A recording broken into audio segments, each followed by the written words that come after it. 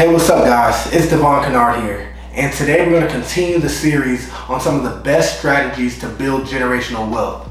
That topic today is going to be on short-term rentals. So what is a short-term rental?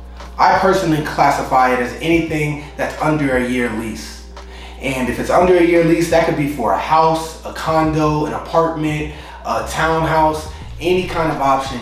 But if anything that's under a year, I classify as a short-term rental.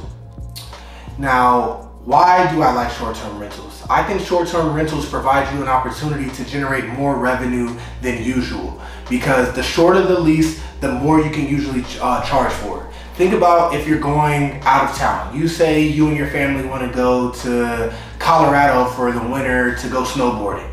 You're willing to pay a premium to rent a place for 3 months, or even if you say you're going to go for 6 months, because you know you're going there for a short amount of time, you're willing to pay a premium for that location, for that place. Same with people who only want to go to a place for a month. They're willing to pay more for that 1 month or I'm going to Phoenix, Arizona for a month, or I'm going to New York City to live for a month.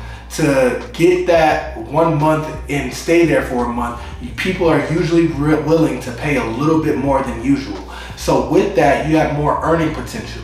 The only downfall to a short-term rental in that same case is the same thing. It's a shorter lease, so you have more turnover and you need to get people in there to stay. So my favorite use of short-term rentals is the Airbnb and VRBO and all these short-term rental apps and websites. I love them because they make the ease of renting much easier, and they are really pushing the market on even the hotel business, because people are looking at short-term rentals and comparing them to hotels now. And do I want to stay in a hotel, or do I want to rent this house out for almost the same amount of money?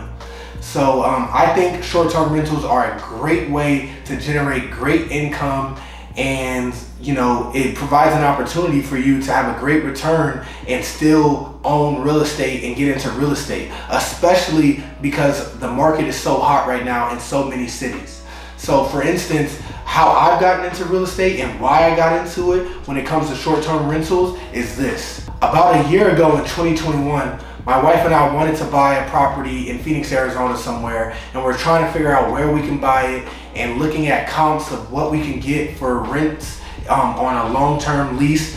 And the market was getting pushed up so much, and not only that, whatever the asking price was for properties, we were finding so many people were willing to pay over ask. So when we were doing the numbers and doing our underwriting to figure out if we buy at this price, will it make sense, we were finding that we were going to make very little to no money if we were going to use a long-term structure and do long-term leases, which are a year or longer. So we're like, well, how are we going to invest in Arizona if we're only going to make 6% return if we buy this property and long-term lease it? So my wife proposed the idea of us getting into short-term rentals, and I was against it. It seemed like too much work. You have to do you have to furnish the place, you have to get into the Airbnb and VRBO applications. It just seemed like a daunting task. But she found a website called AirDNA, which gave us a great perspective, because on AirDNA, you're allowed to subscribe to their services, and they will tell you exactly what people are paying for Airbnbs in whatever area you're looking to buy. So for us, our first Airbnb property was in Tempe. We're able to go on this AirDNA website and find out exactly what people were paying for Airbnbs in that area. So what was the going rate per night?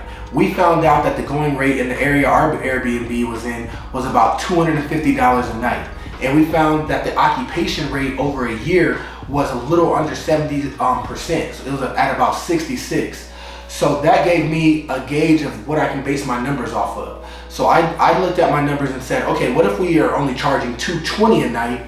And what if we only have 50% occupancy on the year? What would the numbers look like? And they were very compelling in comparison to a long-term rental. And we were projecting double-digit type of returns if we were to put it on Airbnb or in VRBO as opposed to a long-term rental. So that piqued my interest, and now that I had AirDNA and it was showing me the matrix of what my property could do and how it would perform, it made me more comfortable. So we bought our first property. We ended up putting $120,000 into the property. That's including down payment, replacing the HVAC system, redoing the backyard, and also furnishing the entire house. So we're 120 in, and in 8 months in 2021, we generated over $15,000 net of all expenses and cash flow. That is a great return in less than a year, and we're expecting even better returns in 2022. That same property wouldn't have generated even a fraction of that if it was a long-term rental. And that's why I think short-term rentals are a great opportunity for people to consider investing, especially in hot markets like Phoenix, Arizona. If you guys like that topic, want to know more about it, make sure you comment, like, share, subscribe to my channel, and let's open a dialogue. Let's talk about more ways we can invest and generate more passive income. Thank you guys for joining in, and make sure you tune into the next video.